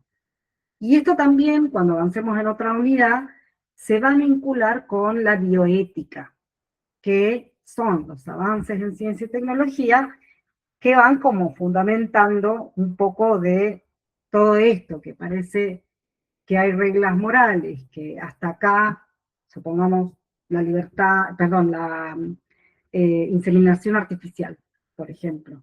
ahora se está hablando mucho de la eutanasia o la muerte digna, ¿no? Bueno, hay esos dilemas éticos que se van a dar en el proceso de su ejercicio profesional y que van a tener estas dos cositas. Por un lado les parece que es el diablo el que le está hablando y por el otro lado les parece que es un ángel o un ángel que les está hablando. Muy vinculado con la religión incluso.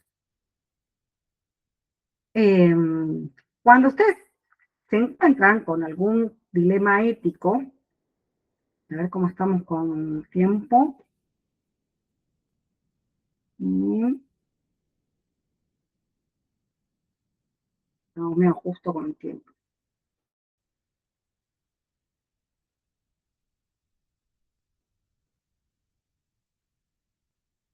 Se van a encontrar con una situación en la que una persona, ustedes como profesionales, deben elegir entre dos o más opciones. Y todas implican algún conflicto de valores. Los valores están relacionados con este concepto de moral. Hay cosas que son morales para mí, pero para otras personas no son morales. ¿Algún ejemplo que se les ocurra?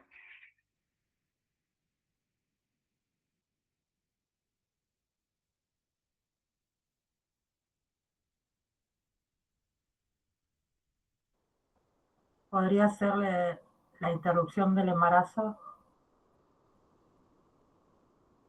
Ese es un ejemplo.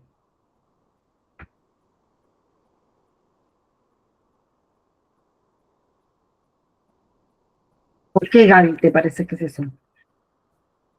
Y porque ahí entra la atención de algún grupo de personas que se oponen porque está mal, en teoría. Uh-huh.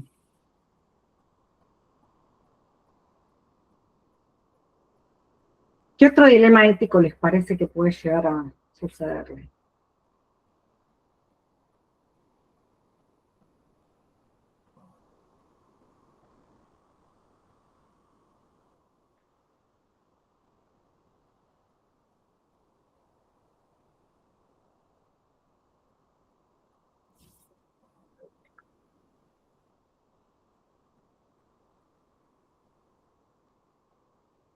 ¿Sobre ese ejemplo? Sí, otro ejemplo.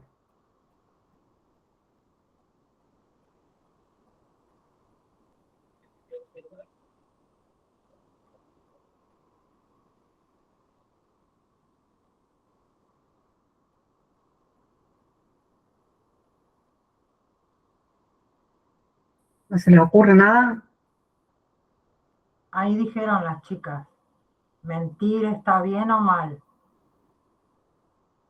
Y no mentir. ¿Cómo? Que ahí escribieron las chicas en el chat. No mentir. No mentir, está bien o mal, cuando se trata de evitar sufrimiento. ¿Les parece que puede ser un dilema ético? ¿No mentir en qué caso? ¿En qué situación?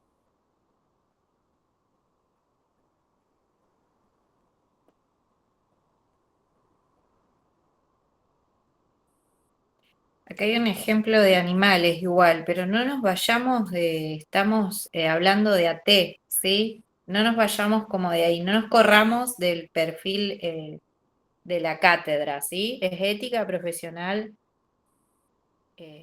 obviamente relacionada a la práctica de AT, pensémoslo ahí. Algo que tenga que ver con la ley de discapacidad, el recorte en discapacidad, por ejemplo.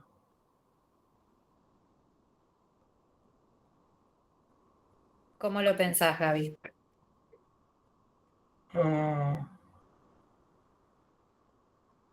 Y entra el dilema ético porque yo me empiezo a preguntar si es bueno para ese grupo de personas.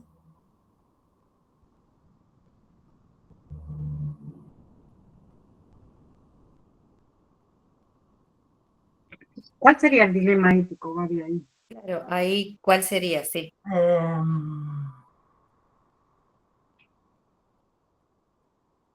El dilema.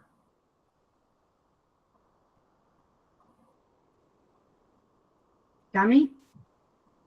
Podría ser un ejemplo, la medicalización está bien o mal si puede evitar, o sea, si puede ocultar el síntoma y evitar un sufrimiento, pero al mismo tiempo deja ahí medio mal.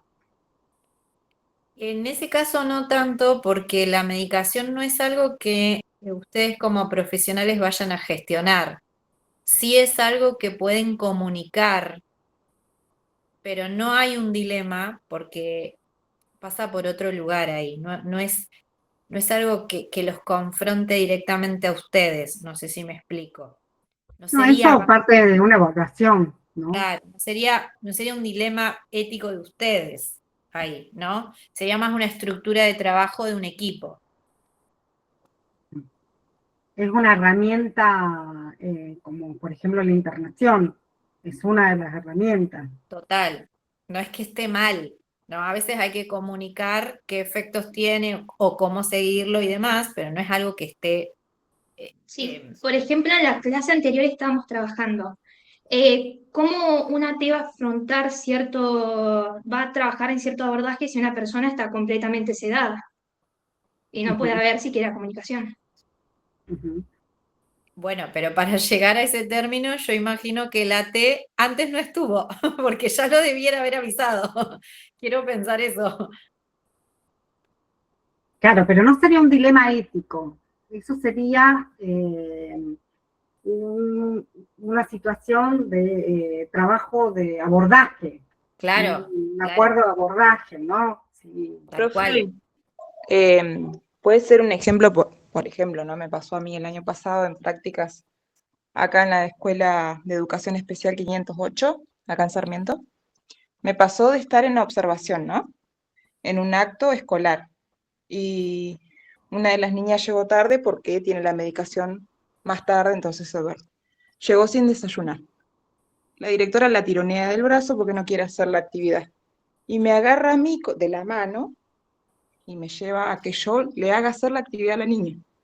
¿Cómo puede ser un dilema ético eso? Yo me encontré con eso, ¿no? ¿Lo hago? ¿No lo hago? Dijo que el acompañante que estaba ahí para todos los chicos lo haga con la nena. Pensaba, ¿no? ¿Es un dilema ético eso? El dilema es, ¿cumplo la orden o hago mi trabajo? Claro. Es un poco lo que decía Ron. Es lo que hablábamos al inicio. Claro, porque yo estaba ahí como para alumna. regular y controlar, o Claro. cuál es ahí tu función. Sí, sí. Yo estaba como alumna con mi diario de campo en observación. Pero había un acompañante para todos los chicos. Entonces yo digo, bueno, yo en ese momento lo hice, porque la nena se vinculó conmigo y en las prácticas y me agarró de la mano y bueno, yo lo hice. Pero la nena tenía hambre en realidad. No es que no quería hacer la actividad, venía con hambre. Bueno, eso es algo pequeño, pero que ustedes tienen que poder diferenciar lo que deben hacer en el marco de su abordaje terapéutico y no el cumplimiento de reglas, por eso hablábamos de un poquito de lo que veníamos hablando antes, de reglas de disciplinamiento porque se tiene que hacer así, porque alguien dice que se tiene que hacer así. Porque cuando ustedes avanzan sin tener ese proceso reflexivo, que es lo que plantea la ética, de cómo voy a llevar adelante mi ejercicio, mi práctica profesional, es donde, por eso dice, el dilema ético va a entrar va a requerir siempre deliberación, siempre, esa deliberación es con otros o con otras.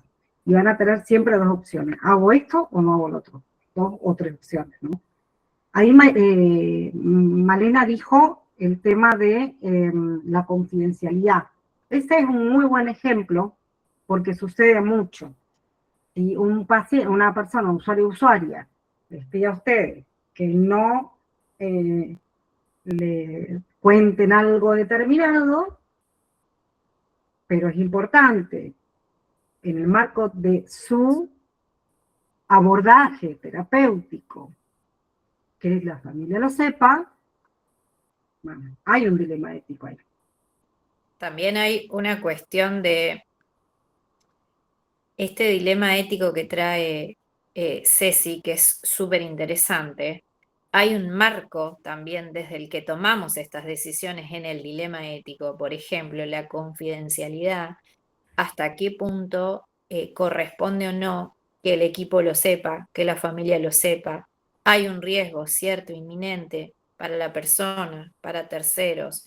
Por lo general tenemos un insumo, herramientas, un marco teórico y normativo que nos habilita muchas veces a saber cuál es un poco el norte a seguir, ¿no? No es que al azar, bueno, voy a fluir por este lado y tomo esta decisión. No, van a tener herramientas para poder hacerlo, pero en simple charla, en diálogo de aquí del aula, esto que trae Valeria sucede. Es lo que hablábamos al principio.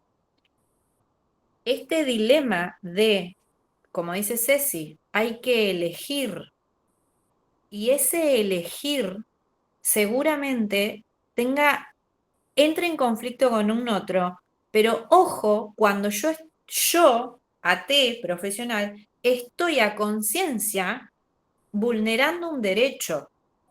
Es como, ¿y ahí qué pasa? ¿No? Porque hasta qué punto nos vamos a ver en lugares cotidianos, en lugares que vienen con una estructura, en lugares que pretenden algo de este ejercicio profesional, que muchas veces va en contra del derecho de la persona que está siendo acompañada. El derecho de esta infancia a su espacio, a su tiempo, a su momento, está siendo vulnerado por una institución, por la figura que representa una institución, de querer hacerlo justamente bajo una norma, con un orden, ¿no? Con una directiva. Esto es así porque a tal hora se desayuna y a tal hora se hace la actividad y a tal hora, ¿qué pasa otra vez? ¿Qué pasa con quienes no entran en esa norma? Y ahí está el conflicto. ¿Se ve? ¿Y cuánto más de estudiante observando quedar en ese lugar? Está bien. Bueno, esto que sale acá, secreto profesional, la confidencialidad, la cuestión de guardar el secreto, que si se tiene que informar o no, eso va a depender del caso de la situación. Cuando hay una situación de riesgo, como recién decía Romy, y hay algunas cosas, es como, se habla como un sistema, dentro del sistema de la balanza, que es esto, lo que hago bien y lo que hago mal, o lo que debería ser en ese sistema de la balanza, ese es uno, para poder equilibrar, tiene que dejar de lado. Entonces vos tenés que ir viendo todo el tiempo, buscar la posibilidad de no vulnerar derechos, pero en el ejercicio de la profesión se van a encontrar con que hay un derecho que parece que hay que proteger, pero hay un interés superior, el cual a ustedes le va a dar la balanza de decisiones. ¿Se entienden? Incluso se me viene esto de no prometer cosas que como profesionales no podemos cumplir. O sea, estos acuerdos se charlan en un encuadre de trabajo que queda asentado, registrado y escrito, donde esto también se plasma. ¿Sí? Si bien se supone que está proyectada una forma de trabajo, ante los cambios de este acompañamiento, porque la persona no es un objeto inamovible y nosotros tampoco, puede cambiar y se tiene que ajustar a la necesidad que vaya surgiendo. Yo no puedo pensar, por ejemplo, que voy a trabajar como objetivo terapéutico autonomía y listo, fin, autonomía. No, estamos trabajando con humanos, entonces requiere de una flexibilidad que cuando se inician los acompañamientos se aclaran y se acuerdan. Eso es parte también del armado del dispositivo de acompañante terapéutico, ¿sí? Bueno, retomando, lo que más se van a encontrar va a ser dilemas éticos. Porque el resto está en las normativas, en la ley de salud mental, muchas pautas están ahí. Hay algunas pautas éticas que se pueden sacar del código de ética de la Asociación Argentina, que sirve como referencia, pero cuando ustedes se encuentren con dilemas éticos, cuando les haga ruido, eso, ¿qué hago acá? Se van a dar cuenta. ¿Qué tengo que hacer con esto? Primero, poder identificar la situación. Esto es una situación en la cual contraviene mis sistemas de valores. Esa es la primera pregunta que me tengo que hacer. ¿Esos sistemas de valores son míos morales o son éticos? Si son morales, los tengo que correr. Reflexionar qué aspectos tienen esta decisión que voy a tomar en este dilema ético que tengo. Es lo que estaba planteando Romy recién. Bueno, voy a evitar un daño mayor. Entiendo desde mi saber que hay una situación de riesgo, que si contravengo determinada norma que parecería ser un derecho o es un derecho, puedo poner en riesgo a la persona que estoy acompañando, la evaluación, y a partir de esa reflexión actuar desde la ética, que es actitud social como este fenómeno de 3 componentes, dice este concepto. Primero, el cognitivo. ¿Qué sé yo de esto que se me está presentando? Segundo, el afectivo. ¿Cuáles son las emociones que me suscitan? ¿Qué me está pasando con esto que se me está presentando? Hay una palabra que siempre usamos mucho de los feminismos, me incomoda. Hay algo que me está incomodando, que me está haciendo ruido. ¿Por qué me hace ruido? Buscar el dónde, el por qué me está haciendo ruido. Y el otro punto, o componente, es lo conductual. La conducta que como consecuencia voy a desarrollar. Pero después de haber hecho todo esto que dije antes, identificar, reflexionar, hacer el proceso cognitivo, conocer la situación, ver qué me está pasando, correr lo que mi sistema de valores y creencias cree y que puede llegar a vulnerar algún tipo de derecho, y actuar una vez que realice ese proceso reflexivo. Por eso siempre hay que pensar. El posicionamiento ético en cada una de las prácticas es pensar reflexivamente. Bueno, y con esto ya terminaríamos hoy. Hay un concepto que nosotros trabajamos siempre, que es un concepto construido, no es el único, que es la ética profesional en el acompañamiento terapéutico. Yo no quiero que ustedes, ni yo ni Romy, queremos que ustedes nos reciten de memoria este concepto. Nosotras queremos que lo internalicen y que cuando hagan alguna actividad práctica lo piensen todo el tiempo.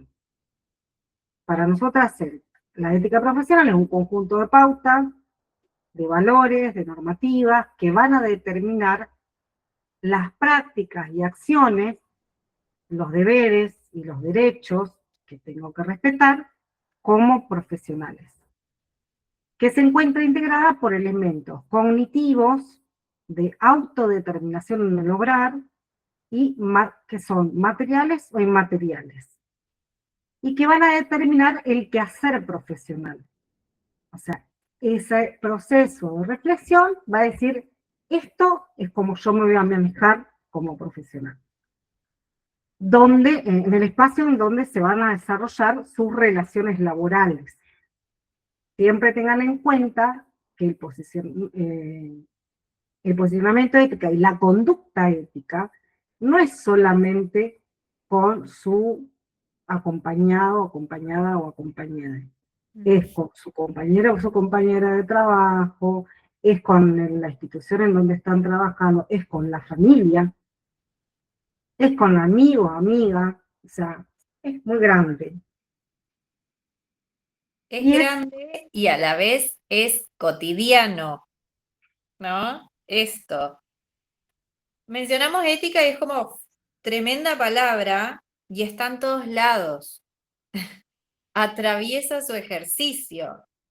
Entonces, esto que dice Ceci, repensarlo, no nos sirve saber los conceptos de memoria. En la práctica no va a servir nada de lo que se hayan aprendido de memoria.